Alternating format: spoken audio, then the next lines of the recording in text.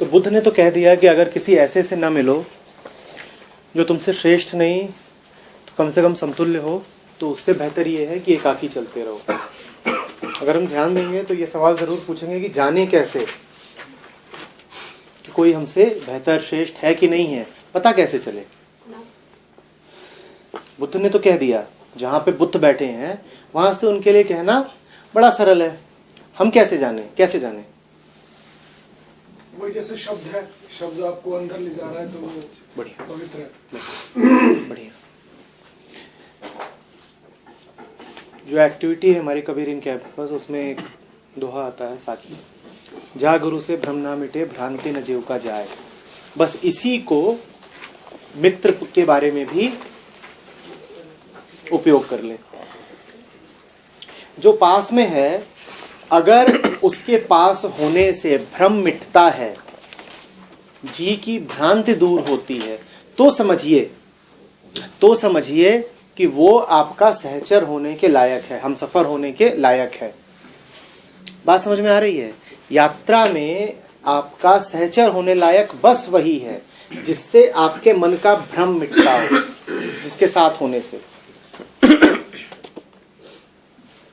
उसको आप किसी आचरण में नहीं बांध सकते। आप ये मत सोचिएगा कि वो ऐसा ऐसा हो तब तो वो ठीक है, मुझसे श्रेष्ठ है। बुद्ध कह रहे हैं ना कि तुम्हारे समतुल्य हो, तुमसे श्रेष्ठ हो। उसको किसी आचरण में मत बांध लीजिएगा कि वो इस तरीके का हो तो मैं उसको मानूंगा कि ये साथ चलने लायक है ना। उसकी एकमात्र पहचान बाहर नहीं है कि वो कैसा है। उसकी पहचान सिर्फ और सिर्फ ये हो सकती है कि उसके साथ होते वक्त आप कैसे हो जाते हो। लेकिन ये बहुत उल्टा खेल है जो मन आसानी से स्वीकार नहीं करेगा। मन कहेगा मैं चुन रहा हूं अपने हमसफर को, तो मैं जज करूंगा, मैं निर्णय करूंगा, मैं कंक्लूड करूंगा कि वो कैसा है ना। निर्णय यह करना है कि जब वो पास है तो मैं कैसा हूं, उसके होने का मुझ पे क्या होता है। ये बात समझ में आ रही है? फिर वो कैसा भी हो सकता है, फिर वो कैसा भी हो सकता है। लेकिन मन कहता है कि बहुत खुश होता है, कहते हैं ना, हाँ तुम बिल्कुल वैसी हो जैसा मैंने सोचा था।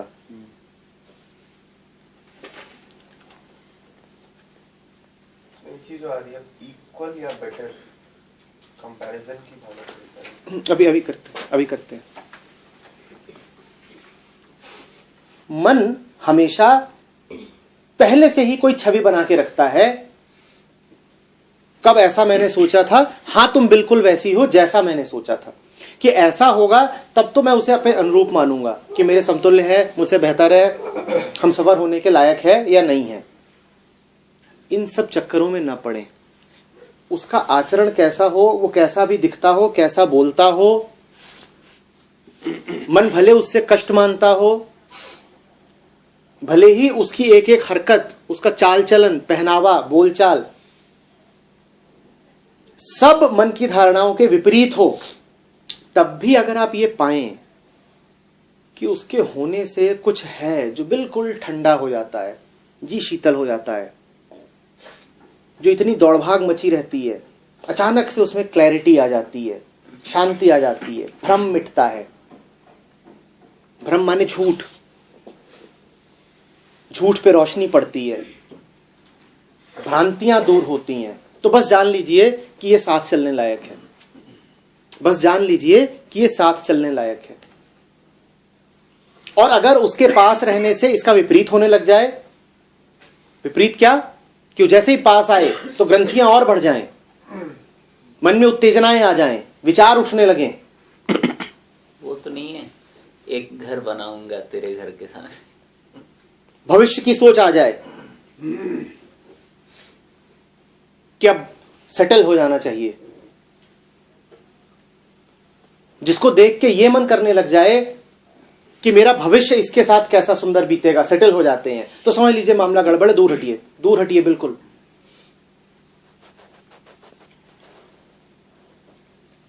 इसलिए कई मूवीज में भी यूज किया है और वैसे भी कई बार यूज हुआ है कि when you are with that one person, be it anyone or an environment, when you do not have to act like somebody, आप जैसे हैं वैसे ही रह पा रहे हैं, आपको कुछ थोड़ा सा लोचा है उसमें, आप कैसे हैं वो भी आपकी एक धारणा ही है। मगर फिर जो दूसरे की प्रेजेंस जो एक टीचर की तरह बिहेव कर सकती थी वो नहीं करेगी फिर।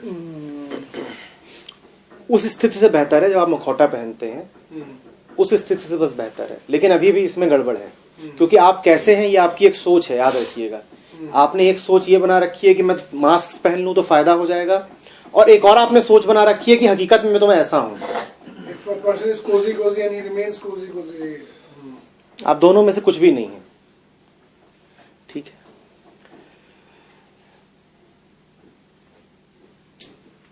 कैसे पता चलेगा कि मन की भ्रांति मिट रही है? अभी हम सवाल में और गहरे जा रहे हैं। कैसे पता चलेगा कि मन की भ्रांति मिट रही है? ठीक वैसे ही पता चलेगा जैसे प्यास मिटती है तो पता चल जाता है। ठीक वैसे ही पता चलेगा जैसे धूप के बाद जब छांव मिलती है तो पता चल जाता है। समझ रहे हो? ये पता चल ही जाएगा, और इसका कोई पैमाना निर्धारित मत करना कि एग्जैक्टली जब ऐसा हो तो मानूंगा कि ये आदमी मेरे लायक है, मित्र बनने लायक या गुरु बनने लायक या जैसा भी। बस एक पैमाना देखना कि क्या ये मुझे मेरे भीतर, मेरे मौन में, मेरी शांति में ले जा पाया। ये पास आता है जीवन में तो और हड़कंप मच जाता है, या बिल्कुल एक शांत संगीत, और ज्यादा कंफ्यूजन्स शुरू हो जाते हैं, या समाधान हो जाता है, सवाल ही सवाल खड़े हो जाते हैं, या उसके सामने जाके लगता है सवाल तो अब है कहां। उत्तर भले ना मिलते हो, पर अगर सवाल भूल जाते हो किसी के साथ तो समझ लीजिए कि मामला ठीक है। ठीक है, बात समझ में आ रही है? you become more independent. बहुत बढ़िया। अगर कोई आप की अलोननेस में बाधा बनना तो दूर, सहायक बने तो बहुत बढ़िया बात, बहुत खूबसूरत उसमें से एक फ्रेज निकलेगा, टुगेदर इन अवर अलोननेस। और वो सच्ची टुगेदरनेस होगी, वही सच्ची टुगेदरनेस होगी। मतलब कि दूर भी नहीं है किसी से। जब आप दूर होते हो तो आप अलोन नहीं हो। याद रखिएगा, दूर होने का मतलब है एक तरीके का द्वेष। दूर होने का अर्थ है कि मन में उसने जगह बना रखी है। अलोननेस में वास्तविक प्रेम उतरता है, अलोननेस में वास्तविक प्रेम उतरता है अपने एक होने में, सिर्फ उसी में और कभी भी नहीं। तब समझिए कि ये साथ चलने योग्य है। जो खुश होता हो इस बात पे कि आप उस पे निर्भर हैं, उससे दूर भागिए। जिसकी सारी कोशिश ही यही है कि आप आपके जैसे हो जाएं, आपकी कोई निर्भरता ना बचे, तो समझिए वो। कबीर से पूछा किसी ने कि इतना आप क्यों आहत करते हैं?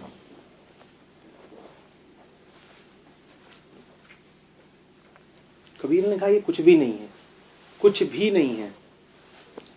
पहले तो मैंने तुम्हें तब आहत किया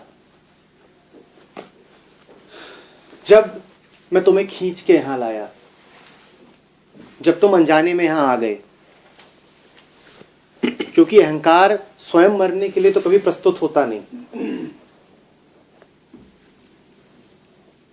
गुरु के सामने भी आप आकस्मिक रूप से ही पहुंच जाते हो, वो कभी आपकी किसी प्लानिंग का नतीजा नहीं हो सकता है। पर उन्होंने कहा कि इससे भी ज्यादा आहत मैं तुम्हें उस दिन करूंगा जिस दिन मैं तुम्हें अपने आप से अलग कर दूंगा। और वो कदम पहले से भी ज्यादा महत्वपूर्ण होगा और तुम्हें पहले से भी ज्यादा आहत करेगा। पहले तुम्हें यह बात आहत करती थी कि मैं क्यों तुम्हें अपने पास खींच रहा हूं, क्योंकि तुम मुझसे दूर रहना चाहते थे।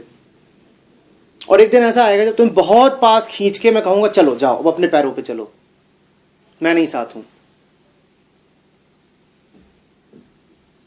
तो जो ऐसा कर सके, जो आपको समय पड़ने पर बहुत पास भी खींच सके, लेकिन कभी आपको निर्भर न बनाए अपने पर।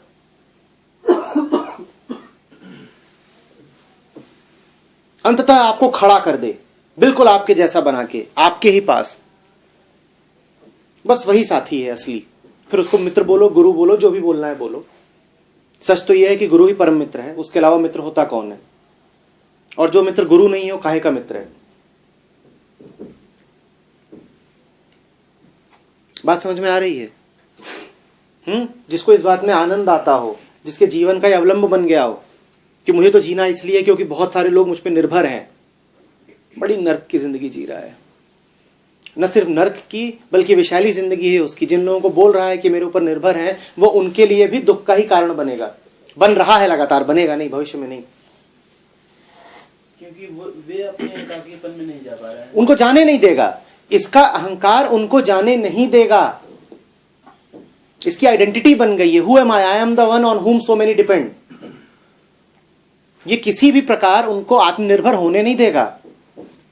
When we are talking about independence, are we talking about joy in aloneness? Yes, the capacity to experience joy in one's own being. The capacity to experience joy in one's own pure solitary being.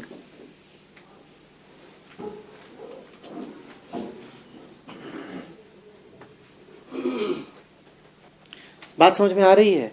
तो ये एक छोटा सा सूत्र बुद्ध ने कह दिया है, पर बहुत काम का है। पहली बात तो ये कि हमारी आंख हो, कि हम जान पाए कि हमसे समतुल्य कौन और श्रेष्ठ कौन। उस बात को भी लेते हैं। पहली बात तो ये कि हमारी आंख हो कि हम जान पाए, नहीं तो झूठे हम सफरों से तो दुनिया भरी पड़ी है, और झूठे गुरुओं से भी दुनिया भरी पड़ी है। पहले तो ये आंख भी पैदा करें कि जान पाए। वो पूरी तरह नहीं होगी, ऐसा नहीं है कि हम खोज लेंगे उसको। इस बात को भी थोड़ा ध्यान से समझना पड़ेगा। देखिए, इसमें घटनाएं अकस्मात घटेंगी। आपकी अगर इतनी आंख होती कि आप गुरु को खुद खोज लेते, तो आपने उसी आंख का प्रयोग करके आत्म परिवर्तन न कर लिया होता। इसीलिए गुरु को आप कभी नहीं खोजोगे। ये मत सोचना कि मैंने सच्चा हमसफर खोज लिया या मुझे सच्चा गुरु मिल गया। वो हमेशा आपको दुर्घटनावश मिलेगा। मैं संयोगवश भी नहीं कह रहा, दुर्घटनावश। वो जब आपको मिलेगा तो आपको ऐसे ही लगेगा कि एक्सीडेंट हो गया, किसी रोड रोलर के तले आ गए, जान निकल गई, भागने का मन करेगा। तो सच्चे हमसफर का जीवन में आना, और मैं गुरु और मित्र अभी एक अर्थ में ही प्रयोग कर रहा हूं, मित्र का गुरु का जीवन में आना हमेशा एक दुर्घटना होगी, बड़ी दुर्घटना। आप कुछ पाने निकले थे, कुछ और मिल गया। गए थे कुछ और पाने, मिल कुछ और गया। आपने रूमी की कहानी बताई थी एक बार, वो शहर का, जैसे रूमी शम्स को मिले थे, ठीक वैसे।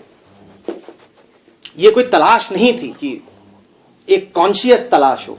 हां, गहराई में कहीं जरूर था, क्योंकि गहराई में वो तलाश ना होती तो आपको कुछ मिल नहीं सकता था। गहराई में तलाश थी, पर यह मत सोचिएगा कि आप जानबूझ के गुरु को तलाश रहे थे। इतनी समझ आप में नहीं है कि उसको तलाश लो। ये वैसे ही बात है, कोई कहे कि अंधेरा रोशनी को तलाश रहा था, या कि अंधा रोशनी को तलाश रहा था। अंधा कहां से रोशनी को तलाशेगा? तलाश सकता है क्या? तलाश सकता है क्या अंधा रोशनी को? तो वो जब आपको मिलेगा तो बस एक संयोग के चलते मिल जाएगा। उसके बाद बस आप इतना देखिए कि आपके जीवन में घट क्या रहा है। भ्रांति मिट रही है, भय जा रहा है, एक लय आ रही है, कुछ ऐसा हो रहा है जो पहले कभी नहीं हुआ, तो समझिए कि ठीक। और जो मित्र आपको आपकी तलाश के फलस्वरूप मिले, हमेशा झूठा होगा। शादी.com कभी आपको कुछ नहीं दे पाएगा, क्योंकि उस पर आप खोज रहे हो।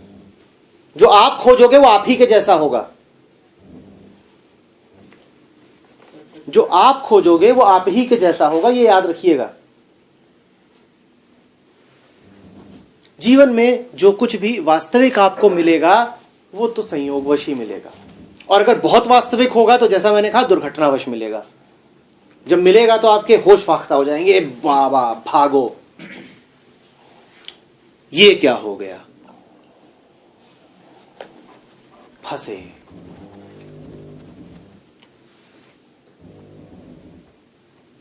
आपके भीतर की कोई पुकार होती है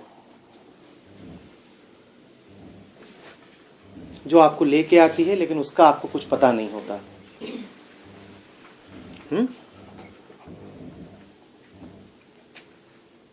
और कोई बहुत आपको आनंद भी नहीं मिलेगा जब आपको ऐसा हमसफर मिल जाए। ये सब रोमांटिक धारणाएं छोड़ दीजिए कि जब सच्चा हमसफर मिलेगा तो आपके जीवन में प्यार की बरसात हो जाएगी, वो आपको ठोक बजा के ठीक कर देगा बिल्कुल। अगर आपको कोई वास्तविक हमसफर मिला है तो आपके दिन की शुरुआत प्यारे प्यारे स्मूचेस से नहीं होगी।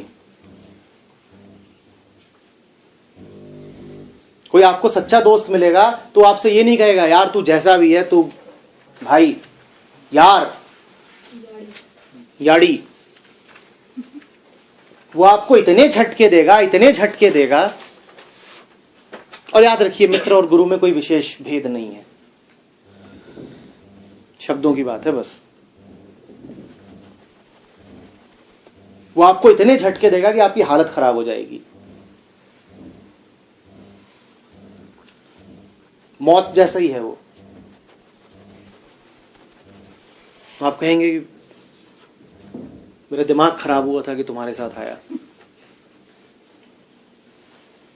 और अगर कोई जीवन में आए और उसके जीवन में आते ही 2 महीने के भीतर बांसुरी बजनी शुरू हो जाए, क्या हा, मेरा जीवन तो तुम्हारी ही तलाश में भटक रही थी जिंदगी उदास राहों में, सुकून मुझको मिला आके तेरी बाहों में।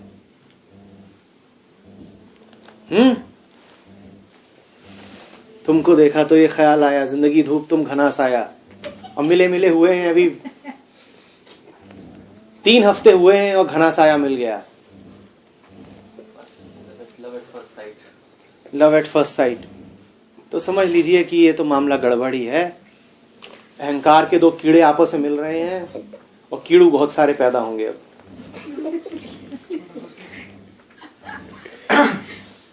ना, गड़बड़ है मामला। बहुत प्यारी प्यारी आप फोटोग्राफ्स देखें, ऐसे हैं मियाँ बीवी और बड़ी प्यारी फोटो खिंचा रहे हैं, तो समझ लीजिए वही है जो कहा जाता है ना, these two are hands in glove।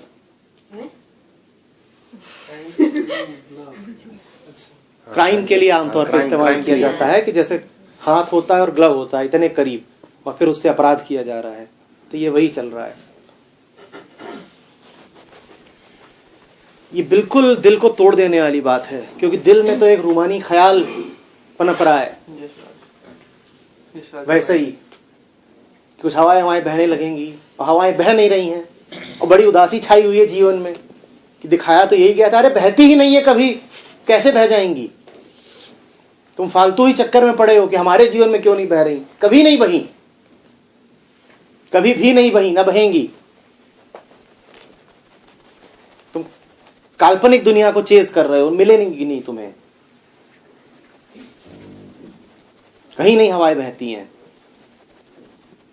और जानना है कि बहती हैं कि नहीं बहती हैं, तो जाके जहां पर असली मामला है वहां जांच पड़ताल करो, वास्तव में पूछो।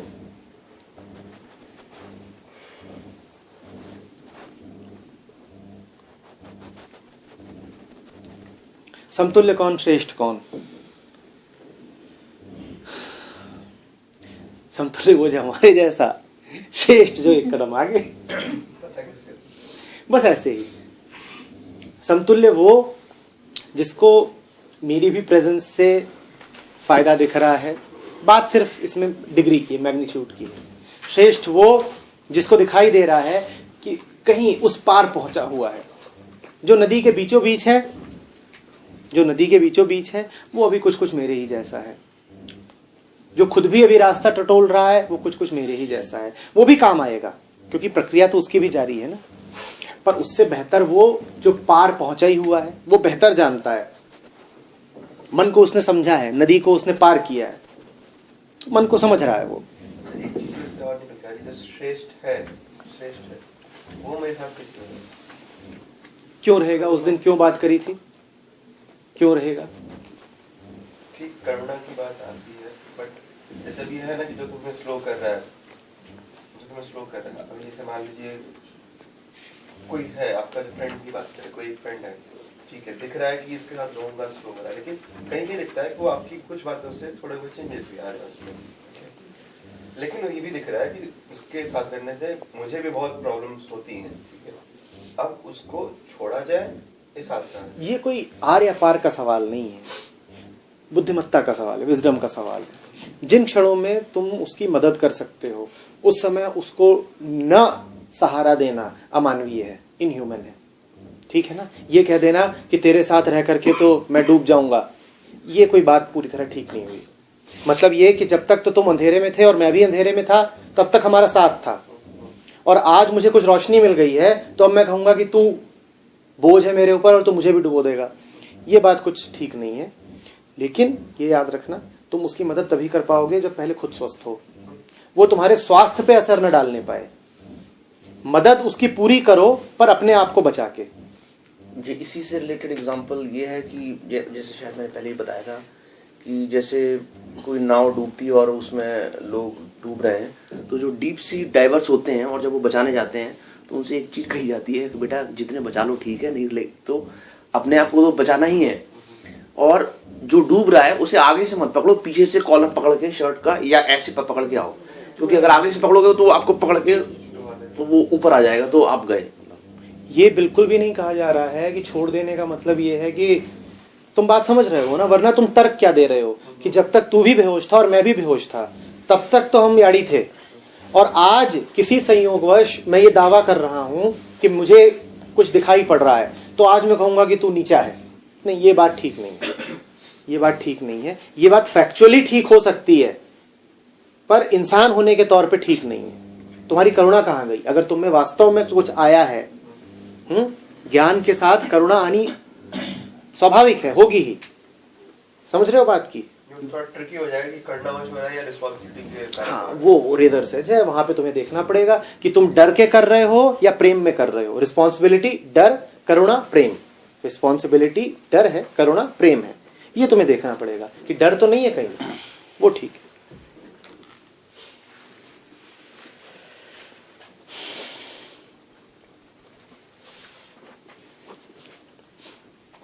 These sons belong to me, and this wealth belongs to me.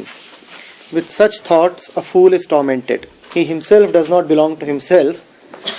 How much less sons and wealth? अरे जब तू अपना ही नहीं है तो किसी और का क्या होगा?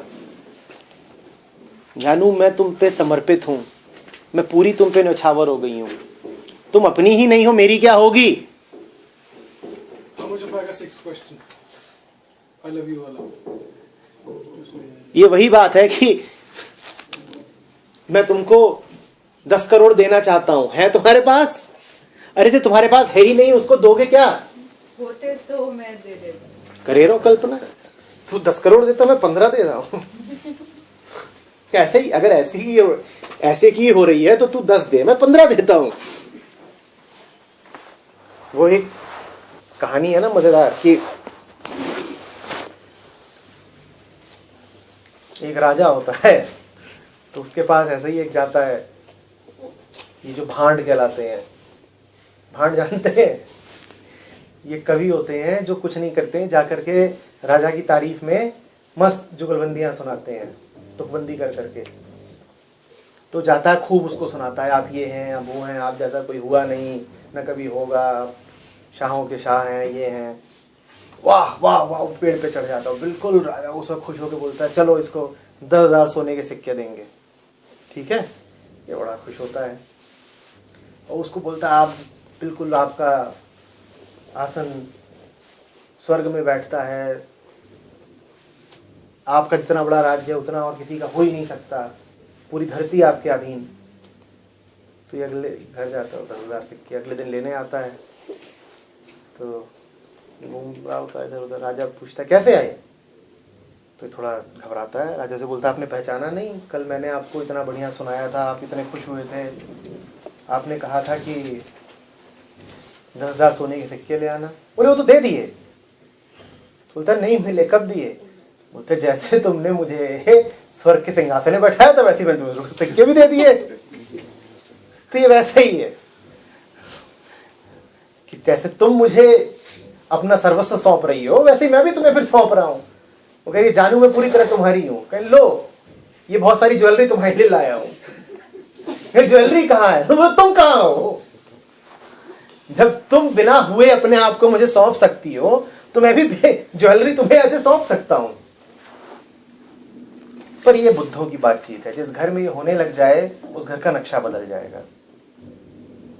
ये बातचीत तो बुद्धों की है, ये आमतौर पे घरों में होती नहीं है।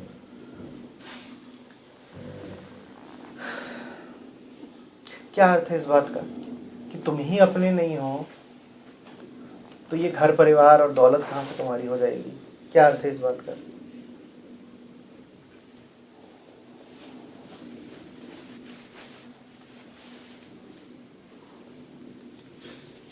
क्या अर्थ है? तो यहाँ पे मैं मुस्लिम हूँ तो एक कुरान की कोट एक वर्ड से कोट करूँगा। कुरान में लिखा जाता है कि इकरा बिस्मि रब्बिकल्लज़ी खलक खलकल इंसान मिन अलक। मतलब इसका ये है कि ए इंसान तू अपने अंदर झांक, तू क्या है, तू किस चीज से बना हुआ है। एक वहाँ पे अलग यूज किया जाता है। अलग का होता है ड्रॉपलेट, स्मॉल वाटर ड्रॉपलेट। तो तू उस अपनी हकीकत को जान कि तू किस चीज से बना हुआ है और तू किस चीज को गुरूर करता है। तेरे पास मर्सिडीज है, गाड़ियां हैं, बंदे हैं, ये है वो। तो उस चीज को अपनी जान कि तू किस चीज से बेसिकली बना हुआ है और तुम किस चीज को क्या क्या चीजें बोलते ये मेरा ये मेरा ये मेरा ये मेरा। तो मैं वही समझ पा रहा हूँ कि ये चीज वही बता रहे कि तुम जब अपने आप को ही नहीं जान पा रहे हो तो दूसरी चीजें कैसे तुम पोजेस करोगे। माने अपना होने का अर्थ है अपने आप को जानना। ठीक, अपना होने का अर्थ है अपने आप को जानना। जानना ही, उसके अलावा कुछ भी नहीं। जानना, जो अपने आप को जान नहीं रहा है वो बाकी जो भी करेगा गड़बड़ी होगा मामला। वो किसी और का क्या अपना भी नहीं, कुछ भी नहीं हो सकता। और बड़े मजे की बात है कि किसी और की होने की कोशिश में ही मैं राष्ट्र का होना चाहता हूं, मैं मोहल्ले का होना चाहता हूं, मैं समाज का होना चाहता हूं, मैं घर परिवार का होना चाहता हूं, मैं धर्म का होना चाहता हूं। मैं किसी और का होने की कोशिश में ही क्या भूल जाता हूं? खुद को जानना। मजे की बात है ना ये। मैं किसी और का हो नहीं सकता बिना खुद को जाने, और किसी और का होने की कोशिश में मैं खुद को जानना बस भूल ही जाता हूं। बात समझ में आ रही है? जैसे कि मुल्ला नसरुद्दीन का था ना,